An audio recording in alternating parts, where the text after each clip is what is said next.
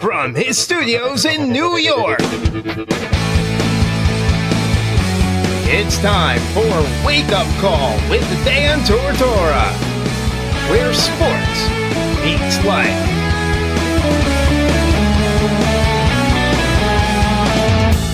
Here's your host, Dan Tortora. Welcome here to Wake Up Call with Dan Tortora on WakeUpCallDT.com, your one-stop sports shop, and on MixLR.com/WakeUpCall. DT, proud to be here with you every Monday through Friday from 9 a.m. to 11 a.m. Eastern Time. We usually go over on Thursday and Friday. Under promise, over deliver. That's how you got it. You can't do it the other way. Can't make the other way happen. Can't over promise, under deliver. That's not how life works. So, well, to some people maybe, but not to this guy. So welcome here this morning to the show. We have a lot to get into. We have a trio of segments that make up the Thursday broadcast, TGIT. We're going to start it off with Papa Joe's picks. Papa Joe and I will be talking about college football. We have a lot to discuss about college football right now, as well as the fact that there is a top 4 team that if it started today would be in the college football playoff. But there's one team from Central New York, that little tiny Syracuse, that maybe, just maybe, could knock Notre Dame out of this thing. So it's a big-time game happening at Yankee Stadium. And I don't want to tank any Yankee digs. I was going to say biggest game that's been played in Yankee Stadium this year because the Yankees had some troubles. But college football, we'll talk about that in the first hour of the show. At the bottom of the first hour, around 9:50 a.m. Eastern Time, Katie Kolinski will be joining me coaching with class. And she will be telling me about her time at Buffalo. She's in her first season as the director of basketball ops for the women's basketball team. She'll tell me how everything has been going over there. They just had a game yesterday, so we'll get into that. And then in the second hour of the show, get your pen and pads ready. Fantasy Football Live, Fantasy Football Power Hour. We will be bringing you, Mike Sofka and I, your fantasy football advice for Week 11. Every single matchup, we will be predicting who's going to win each game team-wise, and then we'll be breaking it down individual-wise, quarterback, running back, tight end, wide receiver, defense, special teams, kicker, everything. So get your pen and pad ready and get yourself prepared for this week in fantasy football. So we're excited about that, and I appreciate everybody that's tuning in and being a part of the show this morning. So with that being said, PJ's on the broadcast. Papa Joe. What's up, Papa Joe? How you doing today? Good morning, Daniel. Good. A little bit rainy in Florida, but that's okay. It's better than 0 degrees. You don't have snow on the ground, Papa Joe. So I think you're okay. Snow up there already? We got snow up here, yes. We just got it. I don't want to believe it. So my eyes see it, my mind doesn't retain it. That's how I'm looking at it right now. Stay inside. I'm gonna. See, that's the but that's the beauty about owning your own business and working for yourself. That if it's a really bad day, you can look out the shades and go, "Oh, that sucks. I'm staying here." So you don't have to leave the house, which is nice. It's too bad that Chick-fil-A doesn't deliver.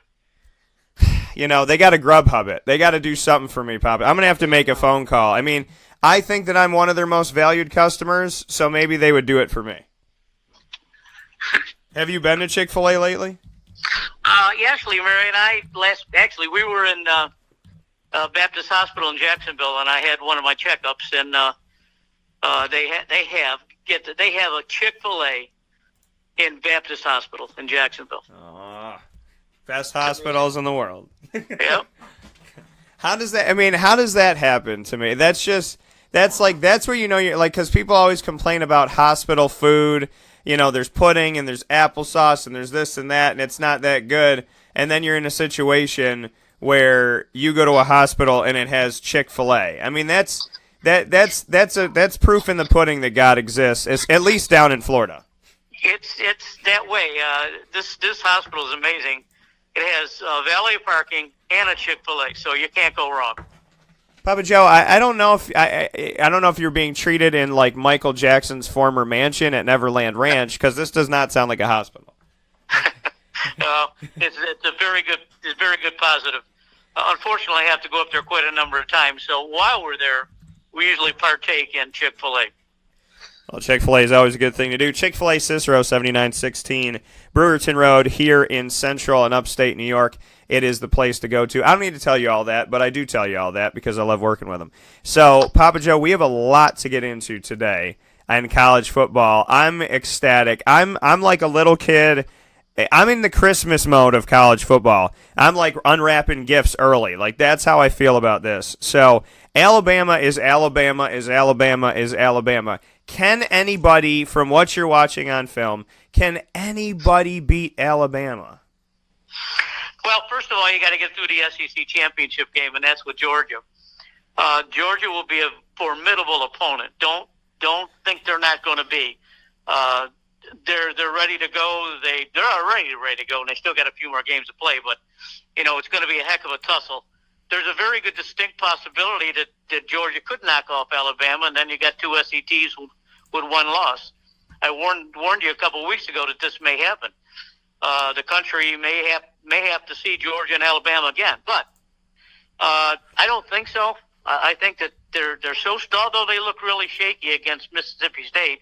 And we call that too because Mississippi State plays good defense, and they bounce some guys around and they knocked the heck out of Tua a few times. So maybe one cheap shot there on the knee, but that's how you play good teams. You win with good defense. And Mississippi State, even though they didn't have much of an offensive day, that's due to Alabama's defense, and that's something else to get into. Without Tua not being Tua, they shut out another team for the first time in I don't know how long. How do you shut out LSU and Mississippi State? I don't get that. But, they're far and away the best team in the country, and they'll have a little hiccup maybe with Georgia. Maybe they won't win by as much. There's a slight chance that Georgia could beat them, but I don't see that. Several weeks ago we discussed that Florida and not Florida, that's for sure. Alabama and Clemson would meet in the championship game, and numbers 3 and 4 are going to be irrelevant. So it looks like it's going to be Alabama and Clemson. I know it's rather boring for the rest of the country, but that's where the football is played. Well, and the thing is, when you look at the grand scheme of things with this,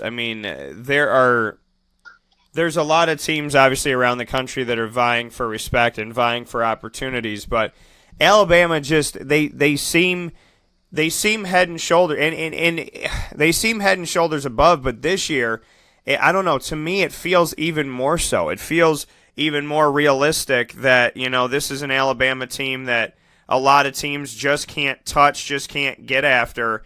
They seem to somehow, some way be getting better, stronger, faster, more lethal. And when you see them on the field, it's a different world. To me, they're dangerous. They're dangerous in so many different ways.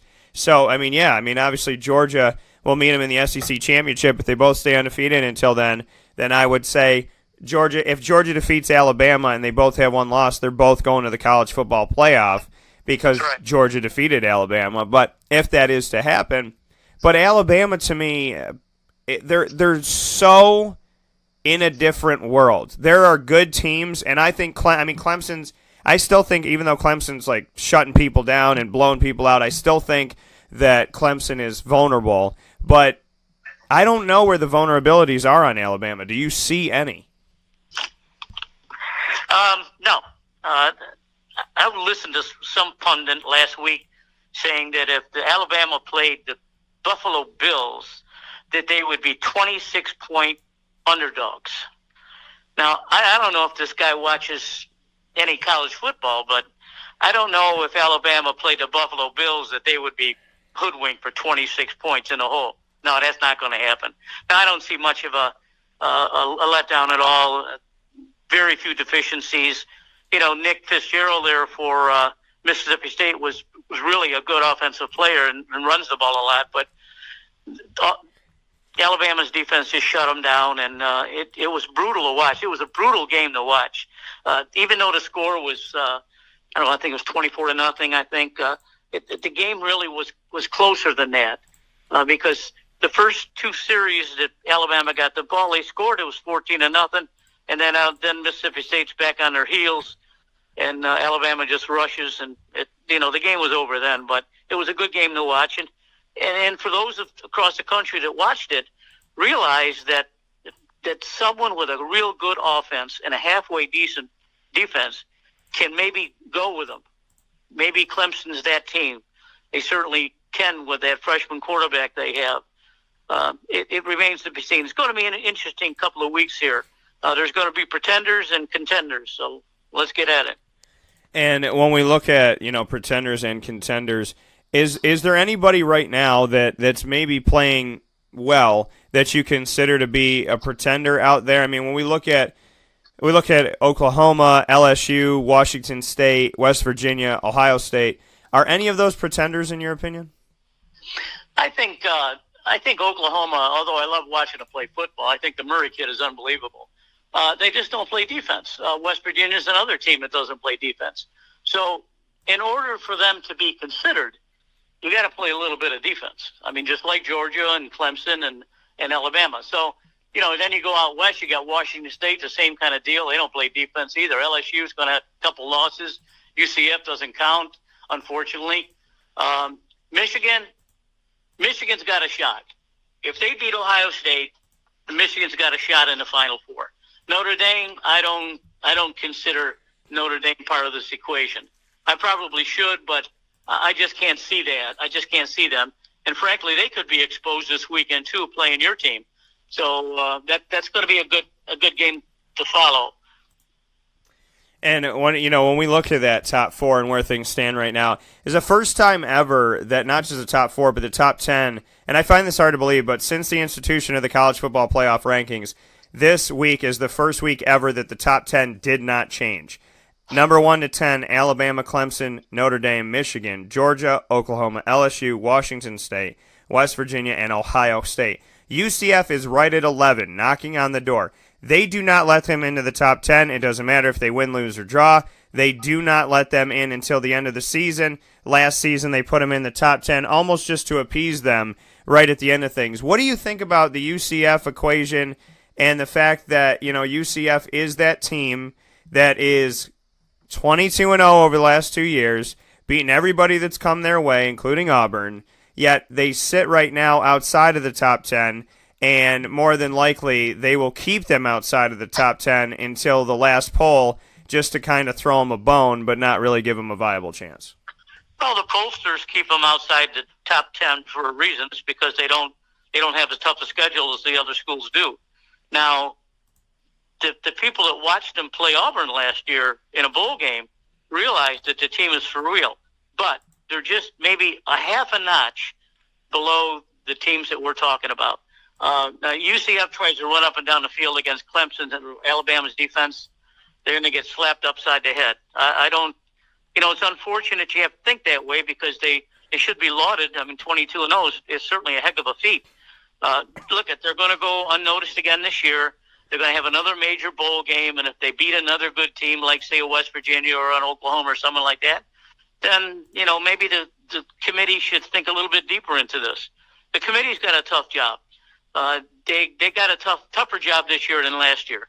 And the same thing could happen again with the two SEC teams. So, you still got some guys that are knocking around in the top 10. Syracuse right there, Notre Dame. Notre Dame, if Syracuse beats Notre Dame or even plays them tough, Notre Dame will fall, and that's going to knock them out. And then you got Georgia, Alabama, and playing for their championship. So there's a lot to be said yet for the remainder of the season. Going to be some good football in the next couple of weeks. Absolutely. Speaking here with Papa Joe, inside of Papa Joe's Picks, talking college football this morning on Wake Up Call with Dan Tortora. And Papa Joe, some of the things I wanted to get into this morning, you mentioned Syracuse. They're 8-2. Syracuse in their first season of this season, so to speak. The part 1 of 2018, they went 4-2. Since then, they've gone 4-0. So they started the first half of the season 4-0. They've started the second half of the season 4-0. And in between that, they had a couple losses. Just what your takeaways have been from Syracuse that has found a way, and they had a bye week right in the middle, so it was 6 games break, 6 games. 4-0 start, then a break, then a 4-0 start. This team is leaps and bounds different than what people are used to in Syracuse and what they expected. Thoughts on what Syracuse has been doing? I think it's a wonderful story. It's a great story for college football, and certainly for the university up there. Dino Babers has done a wonderful job this year. You could see in the last couple of years that things were building. Dungy getting a little bit more mature, making better decisions. He's got the athletes now. Syracuse can beat Notre Dame. That's for sure. I was reading last week where Dino Babers is going to be up for the coach of Louisville already, for crying out loud. The guy isn't even out of his season yet, and they're already throwing his name around. So don't be surprised if his name pops up with several other places too. So that's up to Syracuse. If Syracuse beats Notre Dame this week, they better give them a gold mine up there. Well, and that's the thing, is that I feel like, and I'm hoping against hope that it's the truth, because the reality of it all is Syracuse doesn't pay their coaches. But they have to pay their coach, because we're talking about every 3 to 5 years Syracuse switches. Every 3 to 5 years, it's like a revolving door. It's like, what have you done for me lately? It's not even like, what have you done for me lately? It's like the grass is greener type of thing. They either fire somebody or the person leaves, but there's no commitment. There's no, all right, this is the right person, let's hold on to him. You know, Doug Marrone left for the NFL. Scott Schaefer got fired. Greg Robinson they held on to way too long, but he got fired. So where they stand right now is they have Dino Babers. This is his third season. The team was 4-8, and then 4-8, and before him was 4-8, and then a few years before that was winning 1 game, 3 games, 2 games. Ridiculous. And now the team is 8-2. They're going to a good bowl game. They're in the ACC, in the Atlantic Division, in the top 3, still have a chance to finish in the top 2 of the Atlantic Division and be very, very close to playing in the ACC championship game. On top of all of that, they're ranked 12th in every single poll. They haven't been ranked in multiple polls in 17 years. So it's good on top of great, on top of awesome, on top of sweet, on top of, oh my God, I can't believe it. So there is no reason, way, shape, or form that I don't call Dino Babers, and probably should have already 2 weeks ago, sat down with Dino and said, what do you want? Tell me what you want. I'm going to make it happen, because a university that pretends like it doesn't have any money, it's hysterical, because I did the numbers. It's $70,000 to go to school at Syracuse for a typical student. Not a student athlete or anything like that. $70,000. You have 30,000 students. That is over $2 billion before you sell a hot dog, a hamburger, a beer, a soda, a T-shirt, a sweatshirt, a hat, a ticket to the game. We're talking about $2 billion coming into the university before you even burp a game. And they get 30,000 people to a game. You multiply that by 20 tickets. I mean, it's $20 a ticket. The money is uncanny. I figured out that Syracuse, without selling a drink or food, could make $500,000 in one basketball game. So we're talking about millions on top of billions. I think they have the money, and they seem like that. They seem like that type of rich person that pretends to be poor and then goes and buys a Maserati. So they need to buy this Maserati, and they need to do it today. I agree with you. I don't know much about the financial position of them, but I know they're a private university, and as you said, it costs an awful lot of money to go there if you don't have a scholarship. Even if you do have a scholarship, just playing around Syracuse is expensive. So, they have to sit down and figure out this is the perfect time for them to sit and say, listen, we finally got someone who can take us to the next level. If they win this week or even play tough against Notre Dame, they should bring Babers in and say, listen, we want to negotiate with you, but let's wait till the end of the season. We want to do it fairly and equitably. We're going to give you the best possible package that we can, being a private university.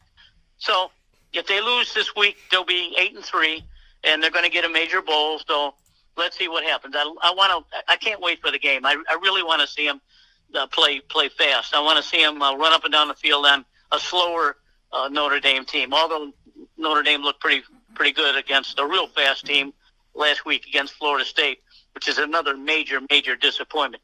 You can compare a guy like Taggart and Babers, who are coming from from different programs, and you see that Taggart has got all these athletes here, and they can't get out of their own way, and then they go up to see Babers, and he doesn't have all those 4 and 5 stars guys, and yet he's doing the job.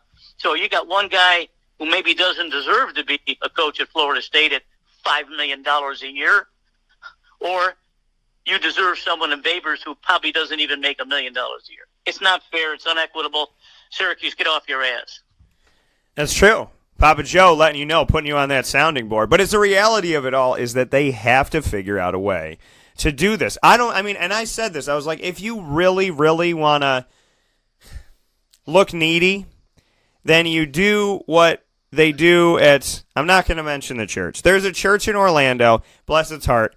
I love going to the church because it's beautiful and it was close, and it's like the one we could go to when we stayed down in Orlando at Disney. But there's a church down in Orlando that passes the basket 3 times. And I remember we went there around Easter time, and they're like, this is the basket. Because we don't have parishioners, we just have tourists. This is the basket to keep just like regular basic general church stuff. Then there was an Easter basket. Then, and I'm not kidding you, the third basket was here. This is just strictly for the air conditioning. That's what the basket was for. So I think about Syracuse, and I say, okay, you just had 42,797 people in the building. So if you wanted to pass the basket and tell everybody to put a buck in it, that's almost $43,000. So do that for 6 games, and now you got $240,000. So then put that away for Babers. I mean, if they really want to just kind of make themselves look like that, the reality of it all is nobody in this city wants to get rid of Dino Babers. Because why would you? Because when do they win? When do fans feel like this? The fans did something in the final game that we had at home, and that was against Louisville on Friday Night Lights last week. And in that game, I took a video of it, and it meant so much to me because I was born and raised here, as you know, and I went to the games growing up with my father. And watching the wave, and it might be an old thing to people, it might be, oh, it's played out, whatever, but I'm an 80s baby. And when I saw the wave, when I saw the fans just do the wave right in front of me, and then it carried around, and then you hear them cheering. And it's not just the wave. It's when they get up and they do it, they shout. So it sounds like it literally sounds like something that's coming at you and then by you and then back again. I took that video and I said the wave is back. And it was that feeling that the fans were involved. The fans were back in it. The fans were feeling it again. I have not felt that energy in so long, and I have to say that selfishly, it was the best feeling because I feel like I haven't felt that feeling in the Dome since I was 14 years old. And so it's a different world up here, Papa Joe, and you can appreciate it as a fellow fan that it just did something. It vibed me in such a way that I just I don't know. I couldn't speak. I'm just really happy the fans finally did it again. Well, I go back many years, of course, being from Syracuse too. When I used to attend, it used to be called Archibald Stadium, which is a relic of a cavernous stadium that we used to sneak into and watch football. You know, Syracuse's financial position probably is like most private universities. They probably heavily endowed, but they're very careful in how they spend their money. I'm sure they're always thinking about scholars first and not scholar athletes. They probably should do a little bit more of that too. So if they're heavily endowed and they have restrictions, then perhaps maybe it's up to the university to find a way around these restrictions, saying, oh yeah, we can put money into the science department or the engineering department or aerospace or whatever, but we can't put it into the football program. Well, you can if you find a way to do it. Yeah, no, and to me, there's no way around it. You just got to figure out how to do it, or else you become the part on the journey, but you never become the destination. And you don't want to be that. You don't want to be the springboard. Hey, I'm going to go to Syracuse for a couple of years because I'll go to Syracuse, I'll show what I could do, I'll turn some things around, and then Florida will open up, or Louisville will open up, or Maryland will open up, UCLA, something like that. And the thing about that Syracuse needs to understand is they should have sat down with them after the Wake Forest game, and hopefully they did. Hopefully John Wildhat, Kent Severud, everybody, if you're listening, hello, is this mic on? Do what you're supposed to do. But the reality of it all is Louisville's job is open. Maryland's job is open. They are a stone's throw away from Syracuse. So you can't afford to even think for a second, oh, he won't go to Louisville, he won't go to Maryland, because the reality of it all is Louisville's got talent. Maryland's got some work to do, but Maryland he could go to the Big Ten and have his hurry-up speed-style offense when everybody else wants to play in the trenches and slow it down, and that could be a threat to everybody.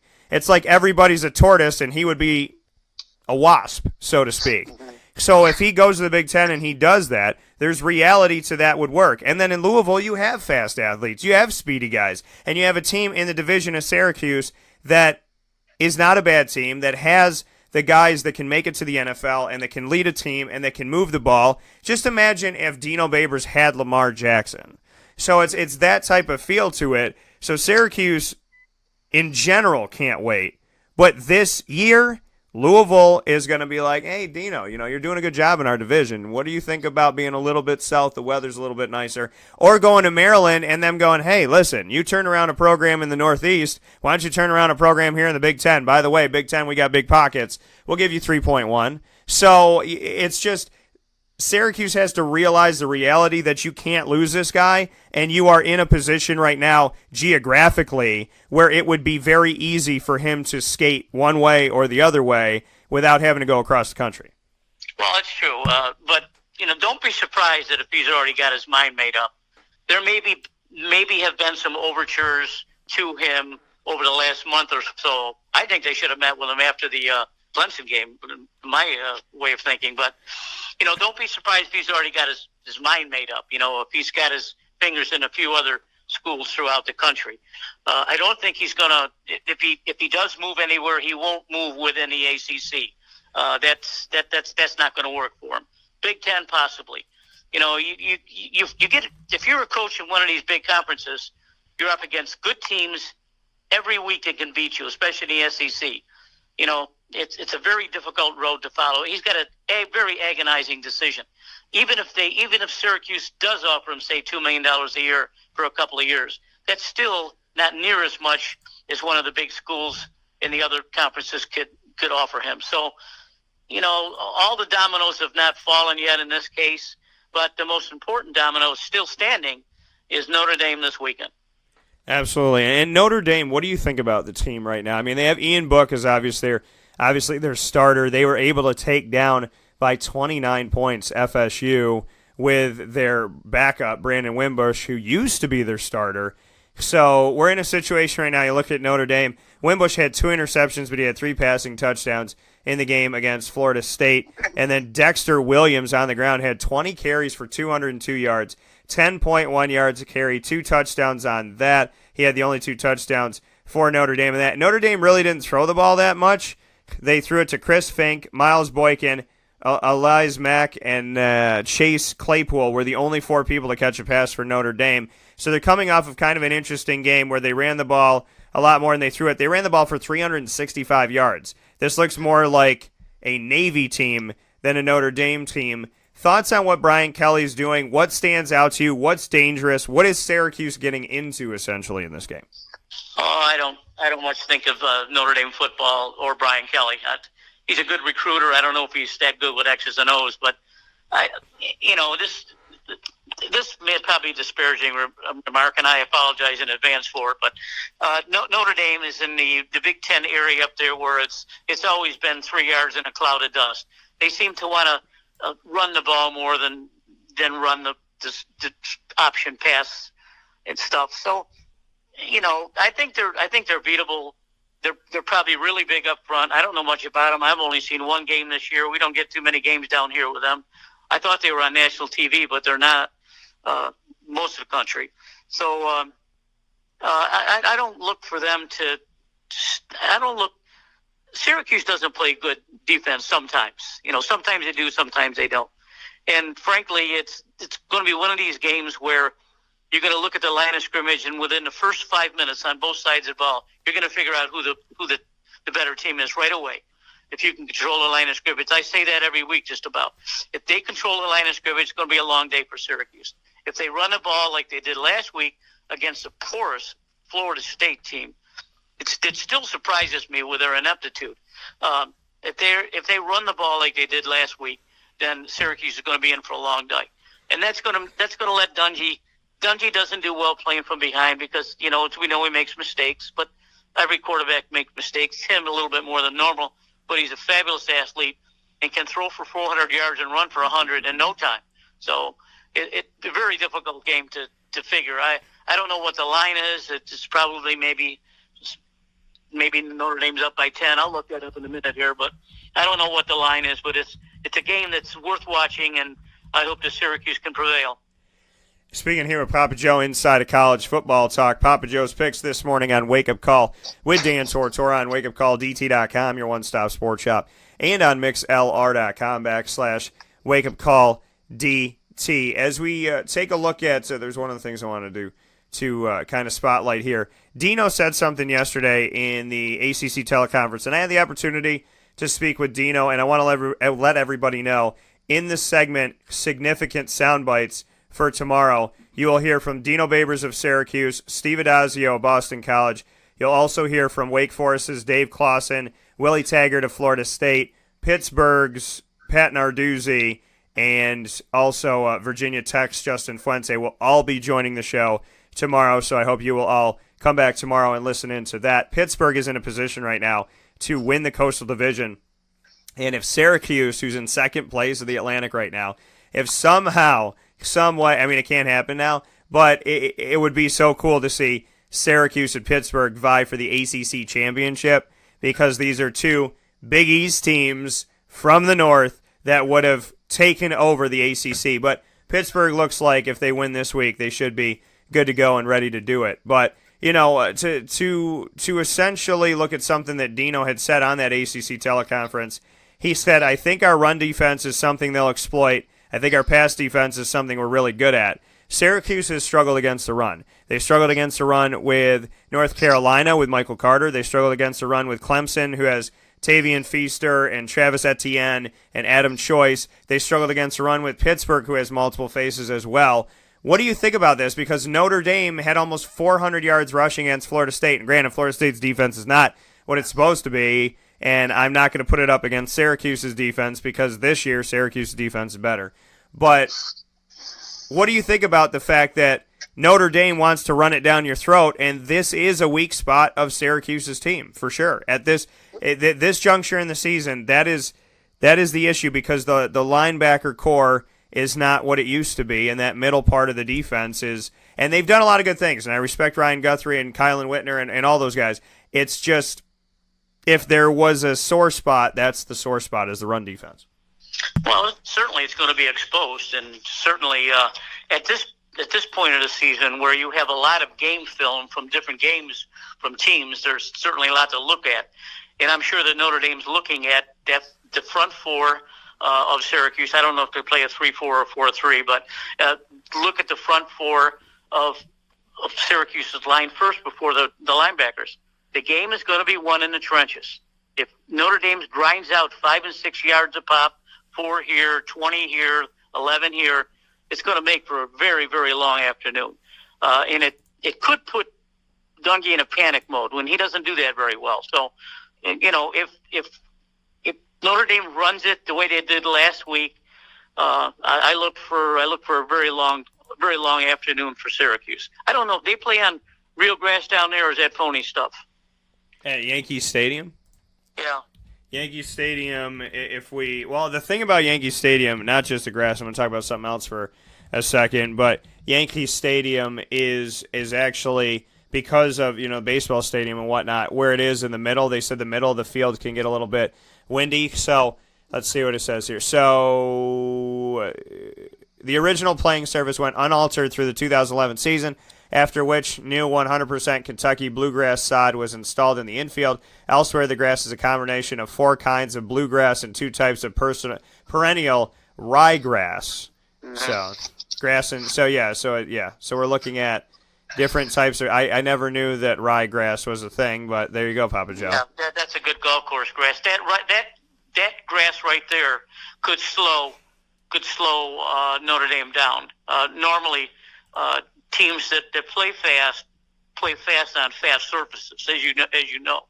And if this could slow Syracuse down, if it rains, it's going to slow them down even more. So it all depends. It all depends on the defensive line and the offensive line of both teams. And you'll know within a couple drives what's going to happen. And the cool thing about this is I'm realizing as I'm looking more into it as we're speaking, you can buy Yankee grass. It's now a brand. You can actually buy Yankees sod if you want to. Another way for the Steinbrenners to make money. What can I say? That's very true. That's very, very true. Papa J hanging out with us here inside of Wake Up Call with Dan Tortora on WakeUpCallDT.com, your one-stop sports shop, and on MixLR.com/WakeUpCallDT. The betting lines for this game, the Irish are currently 10-point favorites in the Shamrock Series game against Syracuse. So the Notre Dame Fighting Irish are either 9.5 or 10-point favorites in their contest coming up here from the odds makers. So thoughts on that at this point, that they have 9.5 to 10-point favorite for Notre Dame? Well, that's a pretty hefty chore.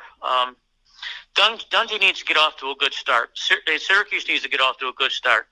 If Notre Dame has the ball first, they need to stop them. They don't need a prolonged 5-minute drive.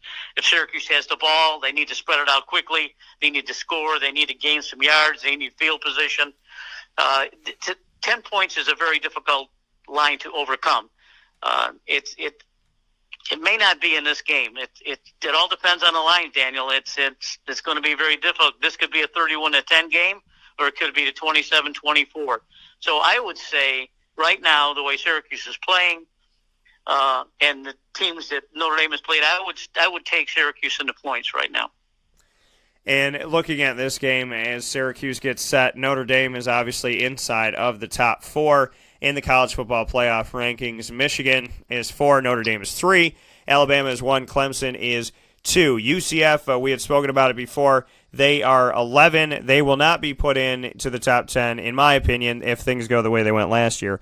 They will not be put into the top 10 until the end of the regular season and championship games. Before we go into the postseason, they'll put them into the top 10 just to appease them and make them feel nice. But what they need to understand is it doesn't make UCF appeased and it doesn't make UCF feel nice, because they want to be respected. They want to be regarded as a national team that can face anybody, play against anybody, and potentially beat anybody. So UCF has College Game Day this week. Cincinnati's 9-1. UCF is 9-0. UCF lost the game just like they did last year to the Hurricane. This time, not their fault. So I shouldn't say not their fault, but this time it wasn't Florida, it was North Carolina. So they're 9-0. Cincinnati's 9-1. Combined, they're 18-1. College Game Day, Saturday night, 8 p.m. Eastern Time game on ABC.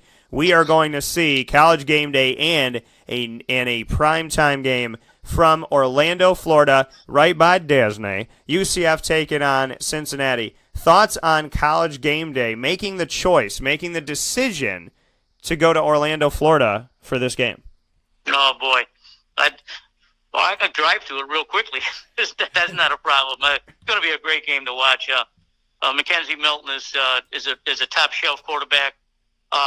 Both teams, again, going to run up and down the field, I don't think either team can play defense that well, even though UCF plays a little bit better. Cincinnati's come out of nowhere this year. I had no idea they were that good. I've never seen Cincinnati play. I've never seen them play last year, so I don't get the games down here. But we're still going to watch it this weekend. Going to be a tough game. I think UCF wins it. I think UCF wins it easily, frankly. When you look at this UCF team, I mean, from the outside looking in, there was a knock on College Game Day. Why would they come here? It's not a Power 5 conference. It's this, that, and the other. But see, my rebuttal, well, I'll give my rebuttal in a second because I want to get your thoughts on this. I don't want to load the question, but I do have an interesting kind of angle at it, I would think. But what are your thoughts on College Game Day making the choice to do this game and do it at UCF? Because there has been so much backlash that UCF is trash and who cares? They don't play anybody. It's not a good game. Why would you bring College Game Day there? But again, ESPN shows this. College Game Day chose this. UCF doesn't say you're going to have it here and that's it. So what do you think about all of the negativity that bounced back from this thing of people saying that they shouldn't be in Orlando, Florida this weekend? I think it's a wonderful call by ESPN. I think that Kirk Herbstreit and Lee Corso are going to have a ball with us.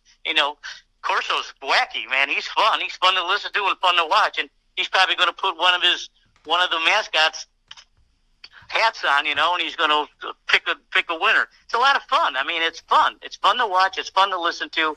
I try to listen to it every Saturday. I think it's a great move on their part.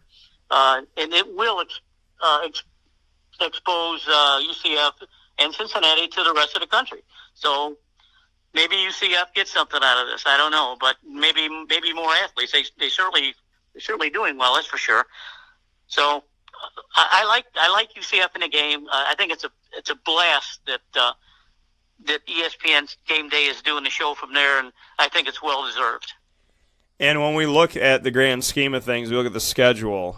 There's and this is my angle on it that I was talking about.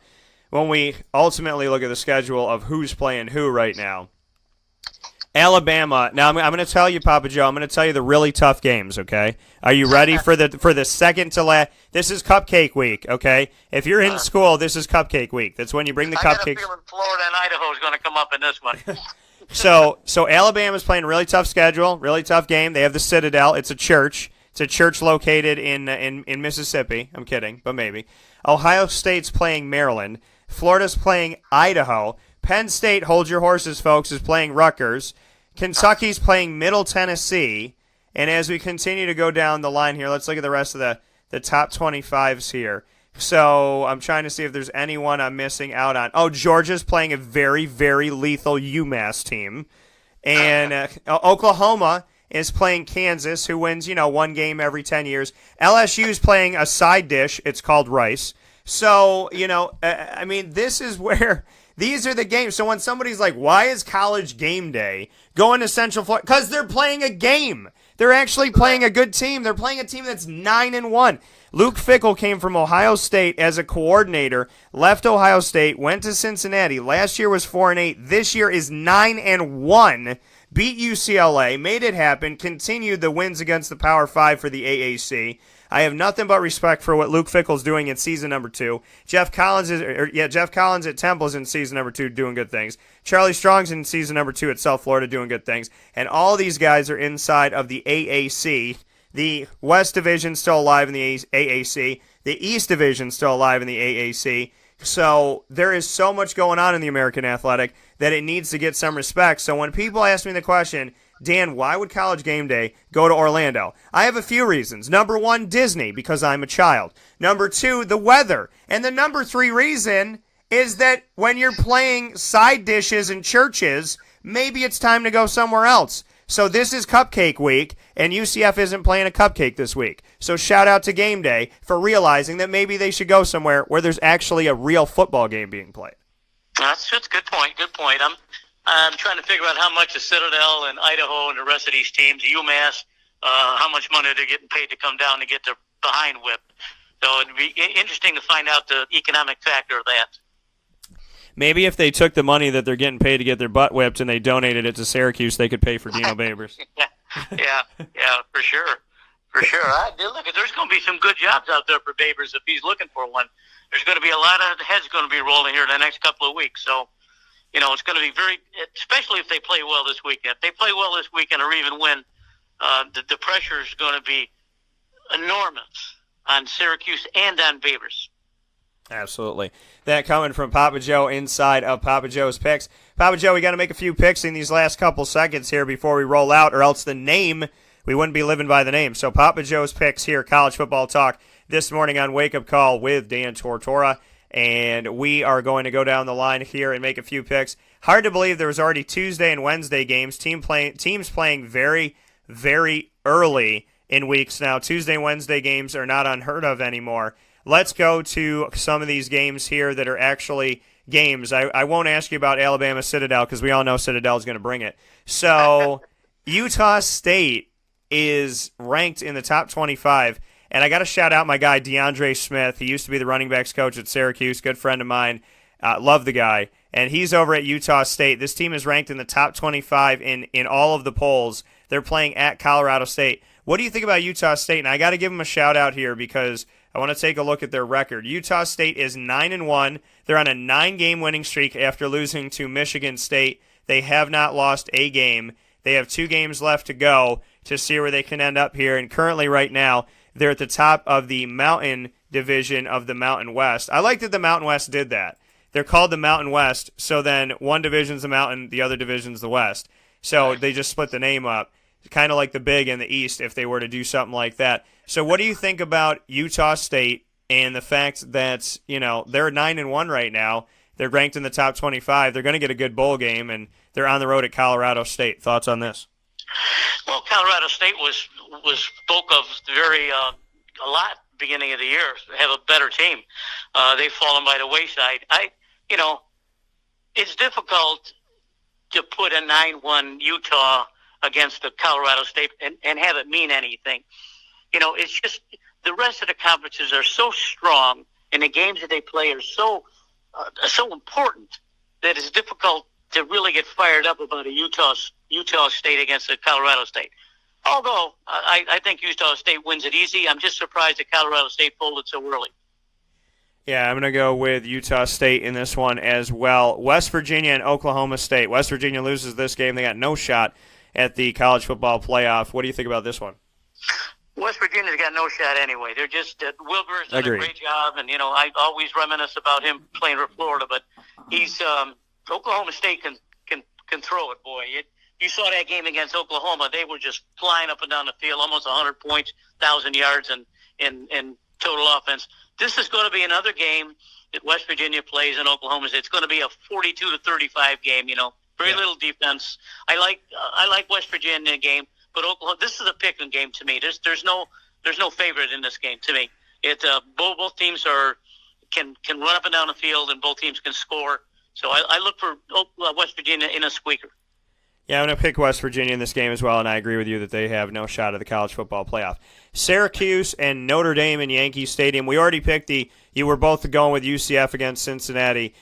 Syracuse, Notre Dame. Well, I want to see Syracuse win. I don't think they will. I think they'll cover the spread, but, it's hard for me to get on Notre Dame's bandwagon because I don't see them that much. And I'm not a Brian Kelly fan, but he's got the athletes up there every year. He's got a top 10 recruiting class, as opposed to Syracuse. Unfortunately, I think Notre Dame wins and wins rather easily. Daniel, I hate to say that. I'm going to go out on a limb, and I'm going to say it because I'm going to say it. They play up for this game. Notre Dame. I want to remind everybody about what Notre Dame has done this year. And the game is going to be on NBC at 2:30 p.m. Eastern Time this Saturday. Notre Dame beat Ball State by 8. They beat Vanderbilt by 5. They've played some close games and could have lost to Pitt. 19-14, they won that game. So I'm going to say that the Syracuse Orange, just barely, by a point or two, are going to beat Notre Dame this weekend. You're going on a limb, all right. That's okay. I mean, that's good. I mean, I wouldn't expect you to say anything else. I wish I had a little bit more faith in them. They're just a little bit too inconsistent for me to play a top team like Notre Dame. I think they're going to play spoiler. I think they're going to spoil I think they're going to bump Notre Dame out of the college football playoff and open the door for discussion on who else is going to make it. I would love to see that. All right, that coming from Papa Joe. Papa Joe's picks right here on Wake Up Call with Dan Tortora every single Thursday morning to start off the show. As always, PJ, I love you, and I'll talk with you soon. Okay, take care. Love you. Bye. Take care. That coming from Papa Joe once again. We got to get Katie Kolinski on the line here. She's only got a couple minutes, so let's get Katie Kolinski on the broadcast right now on Wake Up Call with Dan Tortora on WakeUpCallDT.com, your one-stop sports shop, and on MixLR.com/WakeUpCallDT. She is a busy woman. She's got a lot going on. Director of Basketball Ops for women's basketball at Buffalo for the Bulls. Miss Katie Kolinski, how are we doing today? I'm good, Dan. How are we doing? Doing very well. So bring me into, now you have started things off. You have realized, everything that you've been working toward at this point. So bring me into these first few days of the regular season and what life has been like in Buffalo. Well, it's been good. It's always good when you get 2 wins.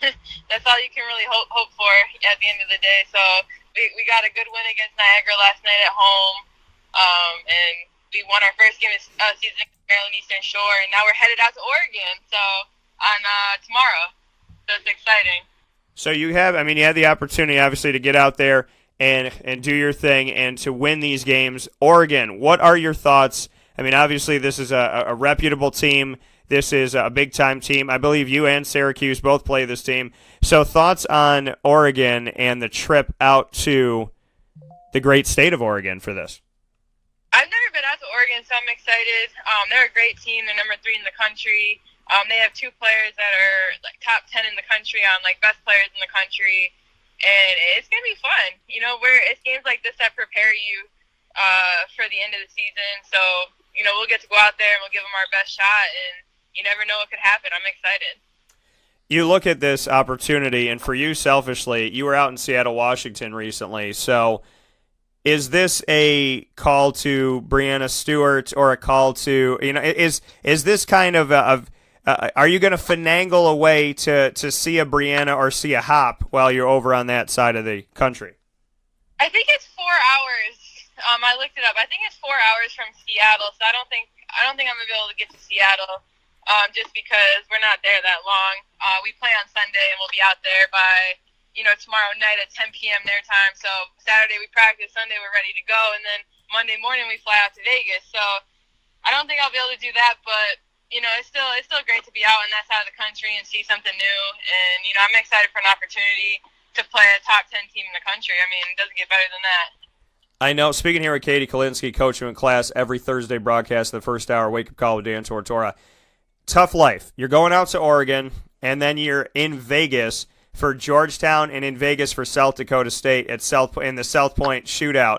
This is your first season as the director of basketball ops at Buffalo, but you picked one hell of a season to do it. You get to go out to the West Coast, and then you get to hang out in Vegas for a little while. So you want to win on the court, but it seems like a nice beginning to your time at Buffalo.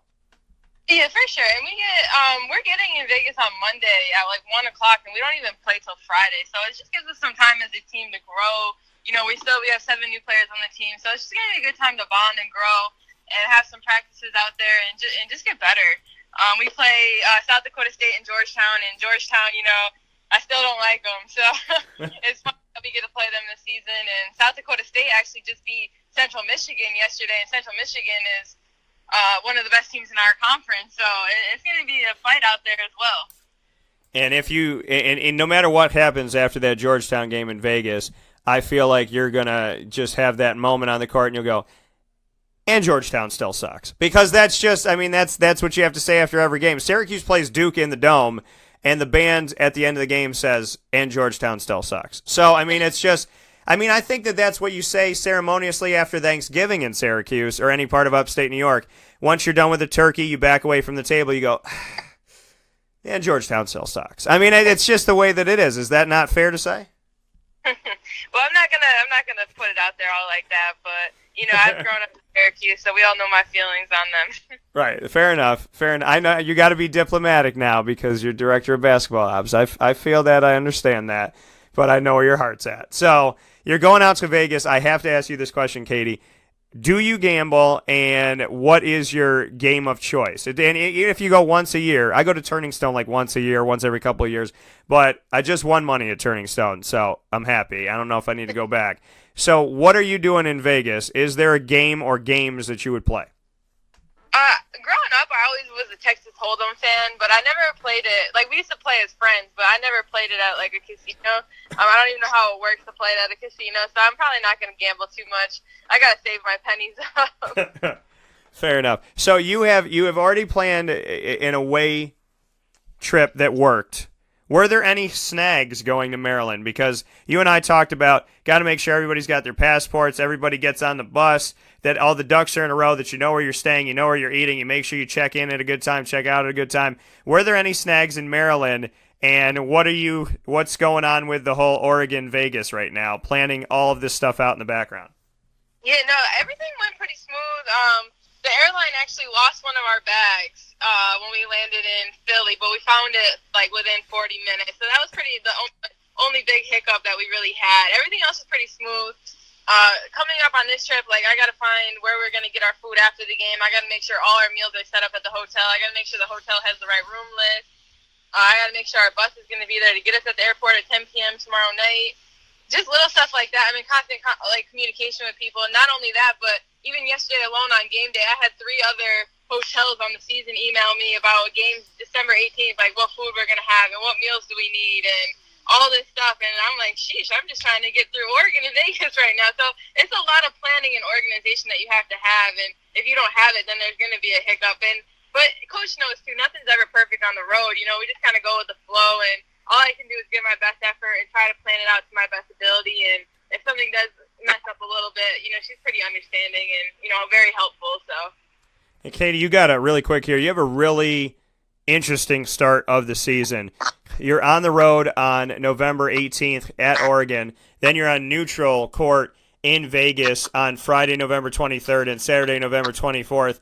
Then you're on the road at Central Connecticut State on December 1st. December 4th, you're at Canisius, which obviously is not that far away. December 7th, you're at Dayton. And then you're at Dartmouth on December 18th. So you do not have a home game until the winter solstice on December 21st against Stanford. Thoughts on that? You know, I mean, you're starting. Yeah, I mean, you got to play in front of the hometown crowd, but now you're on the road for a 7-game stint. Just your thoughts on that, which is obviously, you know, different than what you experienced with Syracuse, who plays the majority of those first games all at home. I know, it's just a lot of planning for me. You know, like all those teams that you just mentioned were playing on the road, and all the hotels and everything that's been contacting me, and I got to make sure I have shoot-around times and everything. So it's definitely different. I'm not used to it, especially, too, because we bus a lot of these places, so it's going to be long bus rides, and it's just different. And it's fun, though, because it's going to help our young team, you know, be able to play on the road. And it's just, we have our schedule to prepare us for our conference. You know, at the end of the day, you just want to win your conference and make the NCAA tournament. You know, these are the games that are really going to help us, the Stanfords, the Oregons, you know, teams like that going out to Vegas and playing, that's going to prepare our young team for what's ahead. Absolutely. And I would be remiss if I didn't say to you right now, really quick to close things out, NBA thoughts, just what's going on. I thought you were going to bring up Kawhi's end of the game. Kawhi's end of the game. What did you see? You always bring up Kawhi, but you say that I bring up Kawhi. And so, I mean, it's just, but, I mean, people are listening to live radio, and I would think that they always hear you say Kawhi first. So, it's always your fault. Always. I thought you were going to be upset at Kawhi today. I wasn't sure. Oh, upset at Kawhi. Now, you know, Kawhi is an interesting bird. And, I mean, I guess when we go back to this game, and we look at this game where the Raptors lost to, I don't know, this guy Dwayne Casey, who they decided to fire, 106-104, after he was Coach of the Year, after he led them to a number 1 seed in the Eastern Conference for the first time ever, after he had more wins at home than he had ever had before, after record after record after record after record, and then went on Twitter and congratulated him and shouted him out for being the Coach of the Year after firing him. That's like congratulating your ex on, I don't know, like publicly congratulating your ex on finding a new man that she loves. I mean, I don't get it. So it doesn't make any sense whatsoever. Reggie Bullock hit the tip shot as time expired, 106-104. This game is so annoying because Jose Calderon used to be a Raptor and Dwayne Casey used to be a Raptor. So it's just not a great situation. And, you know, and ultimately with 2 seconds left, Kawhi turned the ball over. So, you know, I didn't watch the post game. Did he laugh? Did he laugh about that? I didn't see the post game either, but you know, you'd rather have that turnover now than in the playoffs. So he's gonna learn from it. No, you'd rather have that turnover never, Katie. No, I'd rather have it now than in the playoffs. Because imagine being Game 7 and him hitting the ball off his foot. Imagine him though at the post game though. Imagine the post game where they're like, "So Kawhi, bring us into how you lost the ball." He'd be like, "Oh, are you talking about the turnover?" Like that. I don't. He has a serial killer laugh. I don't understand it. But, you know, he's done so many good things for the Raptors. I can't be mad. He elevated their whole team. The team is 12-3. So I can't be upset. But they lost 2 games in a row. They lost to the damn Pelicans. Now, I love the city of New Orleans, but the name the Pelicans should never scare you. There's nobody in the world besides a fish that's sitting toward the top of the water that should ever fear a pelican. So Pelicans lost, and then a loss to Dwayne Casey. Those ones smart you a little bit, and I'm not. Those ones hurt. They do. They're 12-3, but those are the games that make you scratch your head a little bit. But For sure. But, hey, it's early in the season. My Lakers are turning it around, too. LeBron is unstoppable, so. Yeah, well, we'll see what happens. They're not going to fire Luke Walton, according to Magic Johnson. But with that being said, I'm going to let you get back to your thing. I know you got a lot of work to do. So much respect, much appreciation. As always, Coach with Class with Katie Kolinski. Keep doing your thing, and please, above all things, travel safely. And if you do play the slots or anything, make sure you play roulette. And if you play the slots, be a kid like I am. Play all the new ones that are digital that have the bonus 3D game, because those are the ones I seem to win on. So I'm trying to help you get some money while you're in Vegas. And go Cutes against UConn tonight. I'll be tuned in. So. Absolutely. Well, as always, Katie, I appreciate it. I look forward to talking with you soon. Okay, Dan. Have a good one. All right, you take care. That coming from Katie Kolinski. Once again, let's take a fast break. We're already into the second hour of the show, which means that the Fantasy Football Power Hour is upon us. Mike Sofka of Hall of Fame FantasyFootball.com. Myself, Dan Tortora of I would like to think I know something about fantasy. I've done this for over a decade. Let's hope that I do. And we run 5 leagues, 4 in Central New York and 1 down in Central Florida. And we are bringing you the Fantasy Football Power Hour right after the break with Wildcat Sports Pub and the Penn and Trophy Center in just a moment. This is a wake-up call, fast break. This is Jimmer Sikowski, owner-operator of Chick-fil-A Cicero, 7916 Brewerton Road in Cicero, right in front of the Home Depot. I had a deep feeling that God wanted me to do something bigger with my life and to help people, help others. He kept putting Chick-fil-A in my life, and I realized as I was going through the franchise selection process that positively impacting the lives of others was really core to what we do here at Chick-fil-A.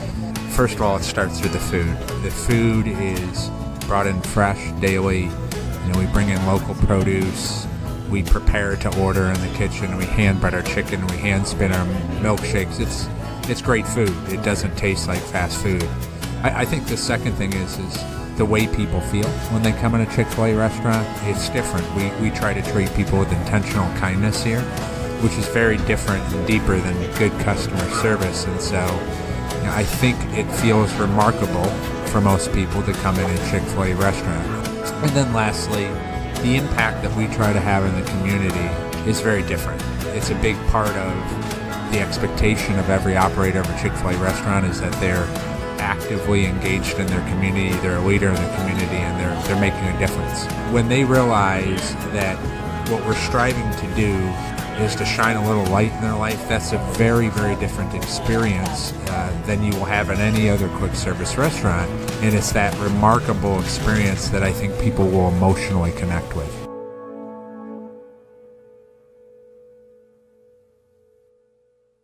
I'm George Townsend of Honda City with some good advice when buying a new car. The true cost of owning a new car is determined by the appraised value when you trade it. No vehicle appraises higher than a Honda. Next, look for low APRs and deep discounts. You also want low maintenance costs and great fuel economy. That's why my advice to you is to buy a new Honda. Looking pre-owned, visit our Honda Certified Used Car Center. Honda City, 7140 Henry Clay Boulevard, Liverpool, or HondaCity-CNY.com. It would be a pity if you don't shop at Honda City. For all of us that have always wanted our favorite restaurant to come to us, it's now a reality in Central New York with It's a Utica Thing, with Utica Pizza Company bringing their wonderful recipes that they've handed down through generations to you, to your event, to your business, to your home. It's a Utica Thing, proudly bringing Utica Pizza Company on wheels to your location. Call 315-738-8946. That's 315-738-8946 to bring Utica Pizza Company to your doorstep with It's a Utica Thing. Gear up with the real deal at Dry Sig Apparel, creating what people are going to see and learn about you before they even meet you. Gear up for what you need for your team, business, or event. So look professional, look good, and feel good. Outfit yourself at DrySigApparel.com. That's DREISSIG Apparel.com. The only place to gear up with the real deal. What's the universal language of a fan? Clapping your hands. With Fan Hands, the ultimate sports fan accessory, find your team color, slip them on, and start cheering on your favorite team with 11 different colors, always in stock on fanhands.com, where you'll find the ultimate Sports fan accessory. Real fans wear fan hands. Get Hilton quality service at the most affordable price at True by Hilton Camillus, located right next to Costco in Township 5. True by Hilton Camillus offers you their signature sport court where you can enjoy basketball, volleyball, pickleball, soccer, lacrosse, and more year-round in their indoor facility. For reservations and information, call 315-314-8676. That's 315-314-8676. True by Hilton Camillus. Hilton quality service at the most affordable price.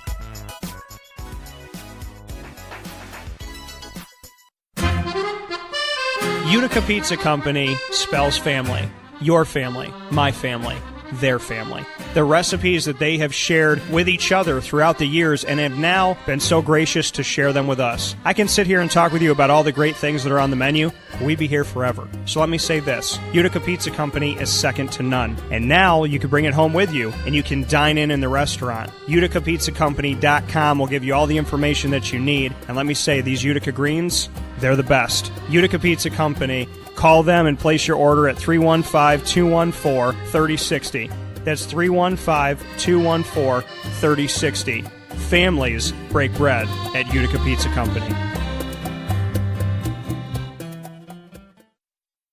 Thank you so much to Papa Joe for the college football conversation, as well as Katie Kolinski for conversation on college basketball, as well as the NBA. Make sure you tune in to Wake Up Call with Dan Tortora every Monday through Friday from 9 a.m. to 11 a.m. Eastern Time on mixlr.com/wakeupcalldt. You can also pick up the live feed by going to wakeupcalldt.com's homepage. And Papa Joe, as well as Katie Kolinski, with us on Thursday mornings in the first hour of the show. And I'm very happy to say that, this opportunity to me means the absolute world. And this is the 208th episode of 2018 alone. So thank you so much for listening. And make sure you connect with us on Facebook at WakeUpCallDT, Twitter at CallDT, and Instagram at WakeUpCall_DT.